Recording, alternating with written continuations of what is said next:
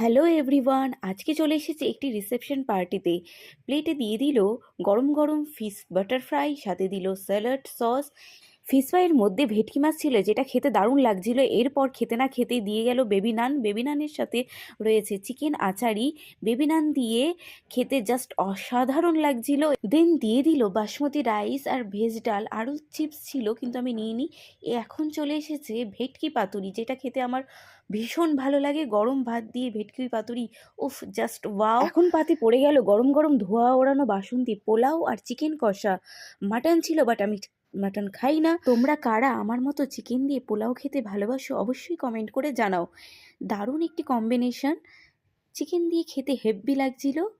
আরও অনেক খাবার ছিল মেনুতে। এবার দিয়ে দিল চাটনি, পাঁপড়, হট গোলাপ জামুন আর ক্ষীরপুলি।